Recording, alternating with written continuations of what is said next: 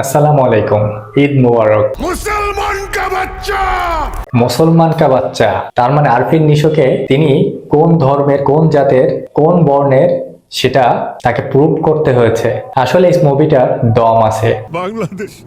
দেখুন, এই মুভিতে আরফিন নিশো তিনি বলতেছেন তিনি বাংলাদেশী, তিনি মুসলিম, তারপরেও তাকে উলঙ্গ করে দেখা হচ্ছে এবং তিনি হিন্দিতে, উর্দুতে অনেক ভাষায় কথা বলতেছেন। দেখুন, এই মুভিটা অনেকেই বলতেছে যে এটা প্রবাসী বাংলাদেশিদের নিয়ে তৈরি করা এবং যারা কিভাবে রেমিটেন্স যোদ্ধারা কিভাবে সব আত্মত্যাগ করে বিদেশে পড়ে থাকে, কি কষ্টের ভিতরে জীবনযাপন করে, তেমনই একটা সত্য ঘটনা অবলম্বনে এটা তৈরি করা। অনেকে বলতেছে এটা গোল্ড লাইফের সাথে তুলনা করেছেন। দেখুন, এখানে কিছু কিছু দৃশ্যর মিল আছে, তাই বলে এই গল্পটা হবে সম্পূর্ণ ভিন্ন এবং আনকমন একটি গল্প।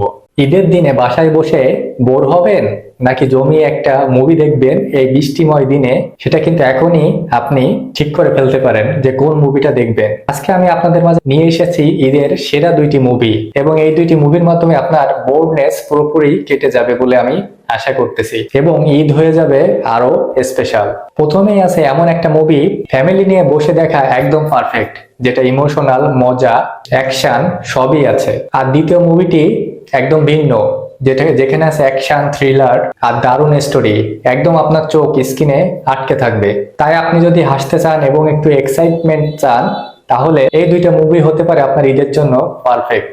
চলুন আলোচনা শুরু করা যাক। দেখুন, দমের অফিসিয়াল ট্রেলার চরকিতে যেটা দেওয়া হয়েছে 1 মিনিট 53 সেকেন্ডের, সেখানে আছে প্রতিটা ধাপে ধাপে দম এবং শ্বাস নেওয়ার মতো অ্যাকশন, থ্রিলার এবং রোমাঞ্চকর কিছু গল্প।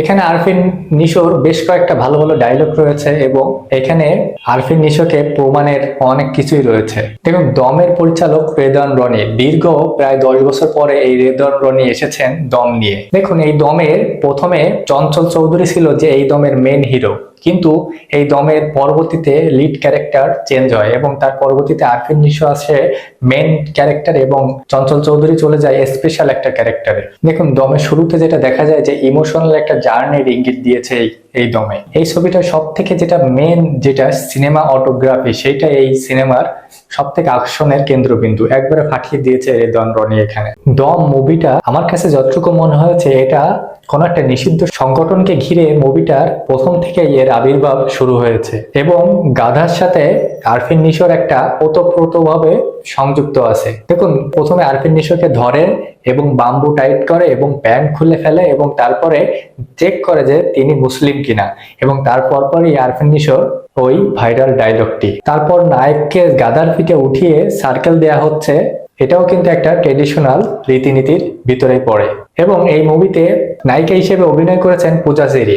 এটা আরফিন নিশোর সাথে প্রথম ছবি এবং অনেকদিন পর একটা ভালো কন্টেন্ট নিয়ে কাজ করলো পূজা চেরি। এবং এই মুভিতে স্পেশাল চরিত্রে অভিনয় করেছেন চঞ্চল চৌধুরী এবং এছাড়া রয়েছে জাহিদ হাসানও। দেখুন, এই মুভিটার দৈর্ঘ্য 2 ঘন্টা 9 মিনিট এবং এই মুভিটার বাজেট ধরা হয়েছে প্রায় 10 কোটি টাকা। দেখুন, সত্য ঘটনা অবলম্বনে এই মুভিটা হতে যাচ্ছে এবারকার মাস্টারপিস এবং এই মুভিটা আপনি কোনো হলে দেখতে পারবেন না। এই মুভিটা দেখতে গেলে আপনাকে যেতে হবে সিনেপ্লেক্সে। তো সাধারণ দর্শকদের জন্য এই মুভিটা না দেখার আফসোসটা থেকে যাবে ঈদের পর থেকেই। এবার আসি আমার দ্বিতীয় যে মুভিটা, সেটা হচ্ছে প্রেসার কুকার। দেখুন, এই প্রেসার কুকার মুভিটা 4টা নায়িকার ভিন্ন ধর্মী গল্প নিয়ে তৈরি হয়েছে। প্রেসার কুকার প্রথমবার পরিচালক এবং প্রযোজনায় এসেছেন রেদওয়ান রনি এবং রেদওয়ান রনি এই 4 নায়িকাকে ভিন্ন ভিন্ন গল্পে ফুটিয়ে তুলেছেন এবং এটা হতে যাচ্ছে এবারকার ঈদের অ্যাকশন, থ্রিলার এবং দারুণ একটা মুভি 4 নায়িকাকে নিয়ে। এবং প্রথম এবং প্রধান চরিত্রে যিনি থাকবেন তিনি হচ্ছেন শাবনাজ বুবলি এবং আরেকটা ভিন্ন চরিত্রে থাকবেন নাজিফা তুষি।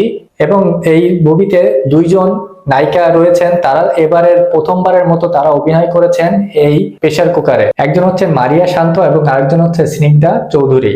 দেখুন, 2 ঘন্টা 52 মিনিটের এই মুভিটার বাজেট ধরা হয়েছে 3 কোটি টাকা। যেহেতু এই মুভিটার বাজেট 3 কোটি টাকা, তাহলে এই মুভিটার ভিতরে অবশ্যই কিছু রয়েছে। যেহেতু 4 জন মূল নায়িকা এই মুভিতে অভিনয় করতেছে এবং এই মুভিটা ভিন্ন ভিন্ন গল্পে তৈরি হয়েছে, তাতে করে এই মুভিটার ভিতরে অনেক রসদ রয়েছে কিন্তু। এবং এই মুভিটার যেহেতু বাজেটের দিক থেকে অনেক হিউজ, এই মুভিটার ভিজুয়ালি এবং ভিএফএক্সটাও দারুণ হয়েছে বলে আমার কাছে মনে হয়েছে। এবং এই মুভিটা দেখতে গেলেও আপনাকে যেতে হবে মাল্টিপ্লেক্সে। তাতে করে বলাই যাচ্ছে যে এবারের ঈদে প্রায় প্রত্যেকটা মুভি মুক্তি পাবে মাল্টিপ্লেক্সে এবং শুধুমাত্র বাইরে যে মুক্তি পাচ্ছে শুধুমাত্র শাকিব খানের প্রিন্স। তো তাতে করে এই যে আমি যে আজকে যে 2টা মুভির কথা বললাম, দম এবং প্রেসার কুকার, এই 2টা মুভি দারুণ হয়েছে এবার ঈদে। এবং এই মুভি দুইটা আপনি অবশ্যই পরিবারের সাথে নিয়ে দেখতে পারেন, এবং পরিবারের সাথে নিয়ে ঈদ উদযাপনে আপনার হতে পারে এই দুইটা মুভি সব থেকে বড় সঙ্গী।